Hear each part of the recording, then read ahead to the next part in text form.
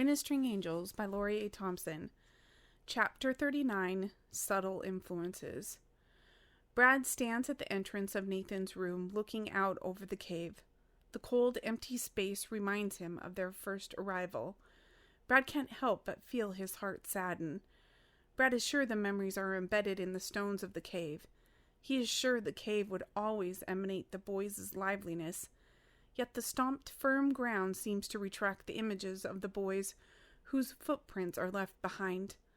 The black coals of the fire pit seem to withdraw, as no future anticipated fires stir in Brad. "I'm sorry," Brad yells out. The echoes of his voice return to him, as if his words have fallen on deaf ears. Brad stands scanning the empty, lifeless cave that has been his home as long as he can remember. Brad begins to feel bad. He bows his head and embraces a sorrow which seems to mirror what the cave is reflecting. The dark, heavy weight presses upon his person, facing no resistance from Brad as he let his knees buckle underneath him. Brad looks up once more, hoping he is leaving behind would show its face. "I'm sorry." Brad's plea for forgiveness is answered with no answer. The stark, cold silence bore the resemblance of a cold shoulder by a tortured soul that was once held dear. Brad remains an observer as his options are presented to him effortlessly. Brad sees before him the freedom to leave the island, void of any burden. No trace of duties left undone, no hidden torment of avoided responsibilities, no buried burdens of the heart due to unaddressed concerns between him and any other island boy.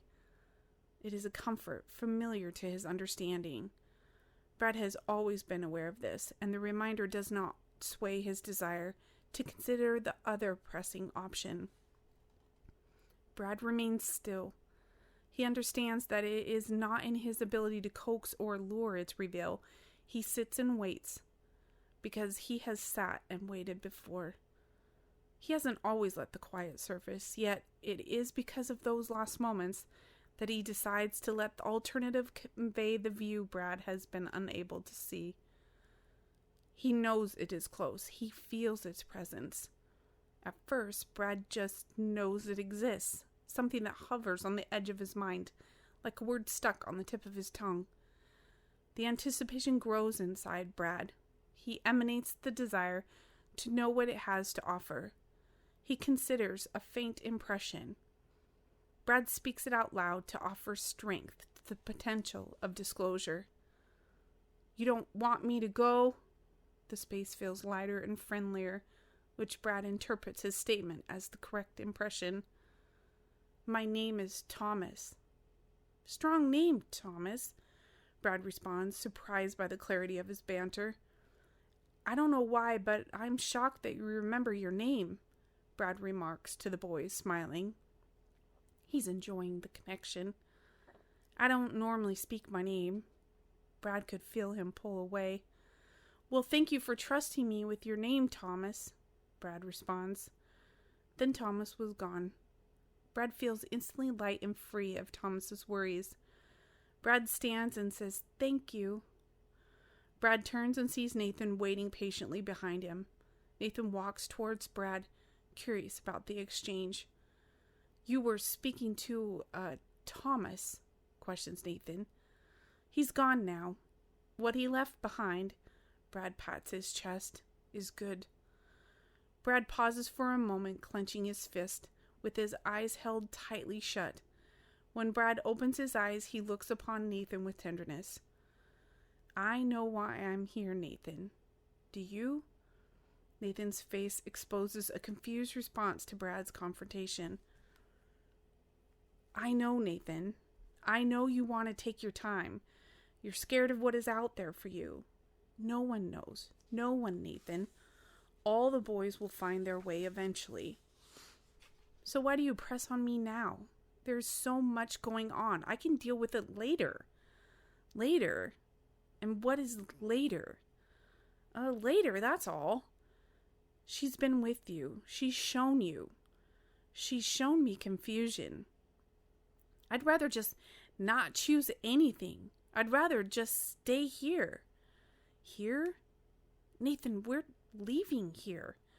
Nathan begins to stammer and stutter his position. Yeah, right. Well, I know that. I mean, here with all the boys. You're staying. It seems to have worked out for you. I have things left undone. I'm here to do them. What would you be doing? Stuff. Nathan pauses, thinking hard about Brad's question. I don't know, the same stuff. I'd help the boys, help them with the hunt, help provide food and water. Wasn't I helping Brad? Didn't I help? You can't go back, Nathan. It's all about moving forward. Brad stops talking. He can tell he has pushed Nathan to his limit of understanding. Brad put his palms up in the air, facing Nathan, showing him he is backing off. Okay, we're done for now.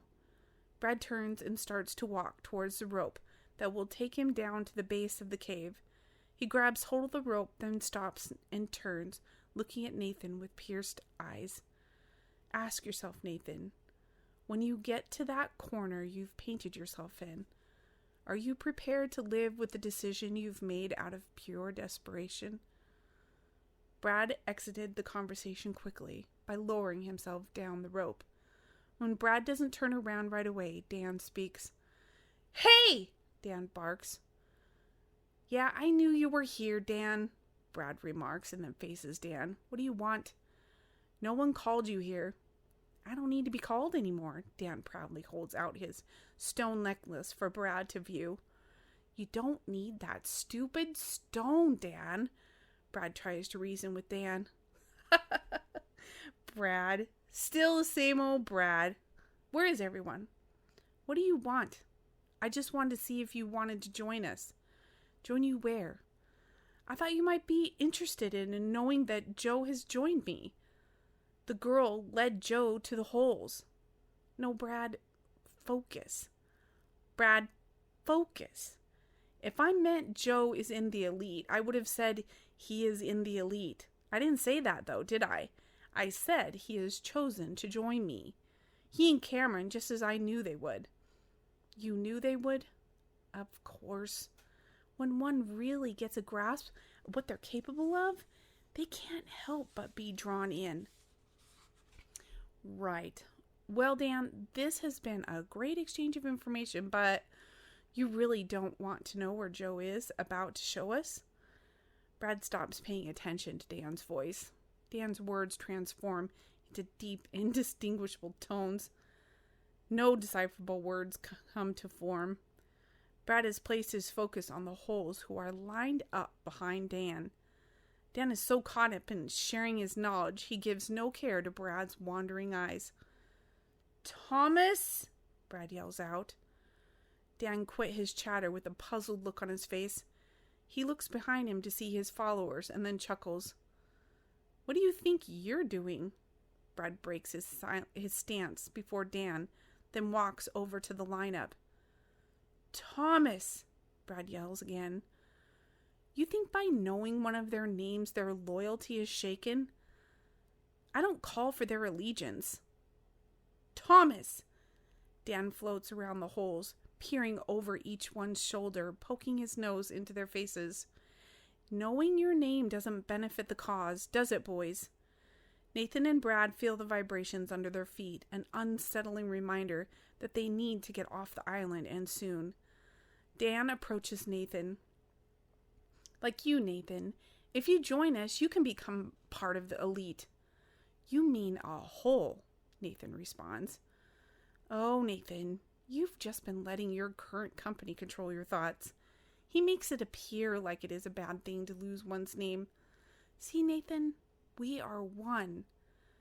You have a name, and it is used. Ha ha, so funny to hear boys speak of things they know little about. Nathan, of course, they need to know who to follow. Desire to be with me can then be expressed to the girl, and she will lead them to me. We join as one to offer service to all. What service do you offer? To teach others. To teach others how to get where you are, Nathan interrupts. Oh, Nathan, that's a bit of an oversimplification, but it is true. Having your own name is really a very small thing. Give it time, Nathan. You will begin to understand that it is for the good of all. What if I joined and I never wanted to give up my name? Nathan, everyone gives up their name. What if I didn't? What if I used my name? Every person I helped, I used my own name. Nathan, that's silly. You would be a fool spreading confusion. That's just not the way it works. I've learned how to do it. Everyone just comes to understand and follow what I teach them. I still don't get the greatness in what you do. Nathan, the greatest thing is that you get to be with the boys forever. I could be here forever? Yes, Nathan. See, that's a pretty wonderful thing, isn't it? Nathan looks at the holes and imagines he is one of them. Come on. Cameron and Joe are about to show us a secret on the island. Joe said he's discovered it and no other boys knows about it. The vibrations have not subsided, but Nathan's interest in the chatter has.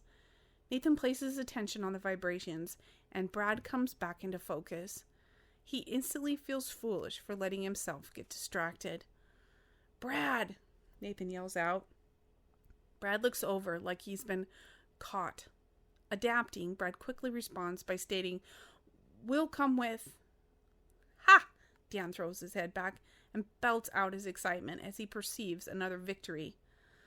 Yes! Dan reaches his arms up in the air with clenched fists. We will meet you at the front entrance of the cavern. Brad, I always knew that if the leaders of this island joined together as one, great things could be accomplished. This is truly a great moment. Dan and the holes change form for their departure. Once the cave empties of their influence, the space reveals an awkward distance between Brad and Nathan.